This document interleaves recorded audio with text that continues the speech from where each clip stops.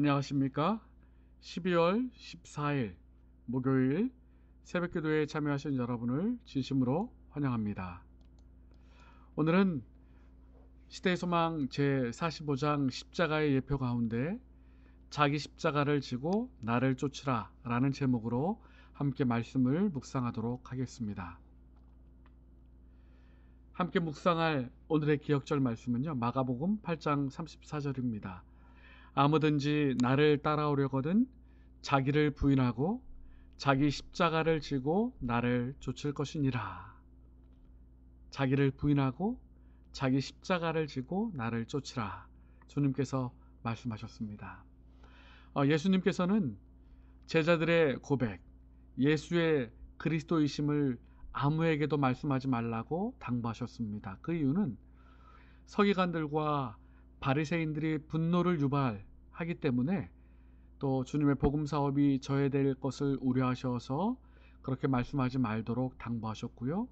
또 백성들과 제자들의 무지로 인하여 오해가 있을 수 있음을 기억하시고 그렇게 당부하신 것입니다. 그러나 예수님께서는 자신이 참 메시아임을 계속 제자들에게 심어주시기 위하여 노력하셨고 가르치셨고 말씀하셨습니다. 또한 십자가의 고난과 죽으심에 대하여 제자들에게 설명하시고 말씀하셨습니다. 그때 베드로가 주님, 그렇게 하시면 안 됩니다, 그렇게 이야기했죠. 그때 주님께서는 베드로를 책망하셨습니다. 시대소망 415페이지에 보면 이렇게 그 장면을 표현하고 있습니다. 베드로는 그의 주를 사랑하였으나 예수께서는 자기를 고난에서 막겠다는 욕망을 나타낸 베드로를 칭찬하지 않으셨다. 베드로의 말은 큰 고난을 앞두고 계신 예수께 도움과 위안이 되는 말이 아니었다. 그의 말은 잃어버린 세상에 대한 하나님의 은혜로운 목적에 일치하지 않았으며 예수께서 친히 모본을 보이심으로써 가르치러 오셨던 자희생의 교훈과도 일치하지 아니하셨다. 베드로는 그리스도의 사업에서 십자가를 보고자 하지 않았다. 여러분, 베드로가 왜 예수님이 십자가를 지신다고 말씀하셨을 때 그렇게 거부감을 나타냈는가? 시대의 소망에는 베드로는 그리스도의 사업에서 십자가를 보고자 하지 않았다, 이렇게 표현하고 있는 것입니다. 주를 사랑했지만 주님의 뜻을 온전히 이해하지 못했던 것입니다. 그래서 주님께 책망을 들었죠. 계속해서 시대의 소망은 이렇게 말씀하십니다. 사단은 예수께서 베드로가 그의 눈을 돌려보기를 원하신 십자가를 보지 못하게 하기 위하여 세상의 영광의 시선을 집중시키고자 하였다. 그래야 사단은 베드로를 통하여 다시 예수에게 유혹을 가하고 있었던 것이다. 여러분, 예수님께서 40일간 금식하며 기도하실 때 광야에서 사단은 세상을 보여주며 사단에게 절하면 이 모든 세상을 주겠다라고 예수님을 시험했습니다. 그런데 이번에는 베드로의 눈을 가려서 십자가를 보지 못하게 하고 세상 영광에 집중시키며 베드로를 통하여 다시 한번 예수님을 유혹했던 것입니다. 똑같은 시험을, 광야에서의 시험과 똑같은 시험을 베드로를 통하여 예수님에게 한 것이었죠. 하지만 예수님께서는 거절하셨습니다.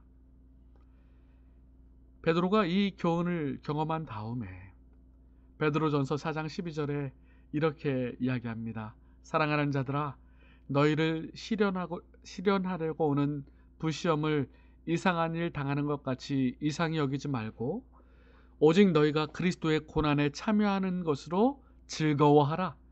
이는 그의 영광을 나타내실 때에 너희로 즐거워하고 기뻐하게 하려 함이니라. 여러분, 오늘 시대의 소망의 말씀에는 베드로가 십자가를 바라보지 못하고 세상의 영광을 바라보는 그러한 시험에 빠졌다라고 말씀하고 있는데요, 베드로가 나중에는 그렇게 고백하는 것입니다. 그리스도의 고난에 참여하는 것으로 즐거워하라. 십자가를 즐거워하라.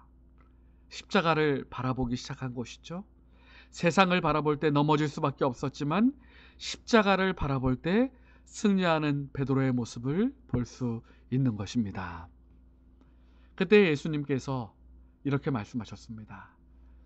예수께서는 당신을 따르는 자들에게 십자가를 지고 자기를 따라오라고 명령하신 것이다. 자기 십자가를 지고 나를 따르라. 제자들에게 있어서 그 말씀은 비록 희미하게 밖에는 이해되지 않았지만 가장 치욕적인 수욕, 곧 그리스도를 위하여 죽기까지 그들이 복종해야 할 것을 지적하신 것이었다. 이 말씀보다 더 완전한 자아 포기를 묘사한 말씀은 있을 수 없었다.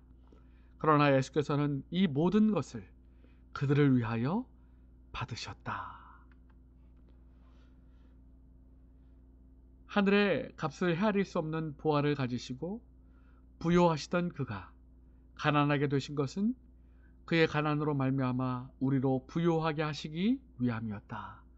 우리는 예수께서 걸어가신 길을 따라가야 한다. 십자가의 길을 따라가야 한다 라고 말씀하십니다. 여러분, 우리도 베드로처럼 넘어질 수 있음을 기억하십시오. 십자가를 바라보지 못하고 세상의 영광만을 바라본다면 넘어질 수밖에 없는 것입니다. 사단은 십자가를 바라보지 못하게 합니다.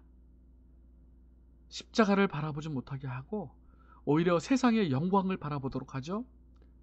No cross, no crown이라는 말이 있습니다.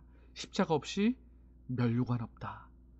십자가를 먼저 바라봐야만, 그리고 십자가를 지고 그리스도를 따라야만 영광의 면류관이 있는 것입니다.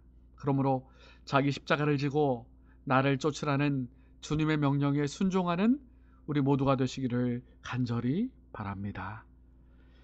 12월 15일 목요일 기도 제목을 안내해 드리겠습니다. 교회 환우들을 위해서 기도해 주십시오. 코로나와 독감 환자들이 많이 있습니다. 또한 장로님들 이준죄, 최재현, 최승호 장로님을 위해서 기도해 주십시오. 고3 수능을 본 학생들을 위해 기도해 주십시오. 점수가 이제 발표되었고요. 이제 각 학교마다 곧 발표가 있을 것입니다. 우리 학생들 담대한 마음으로 잘 이겨낼 수 있도록 함께 기도해 주시기 바랍니다. 개인 기도 제목과 또 코로나 회복, 성도들의 건강을 위하여 음악이 멈출 때까지 계신 곳에서 함께 기도해 주시기 바랍니다. 감사합니다.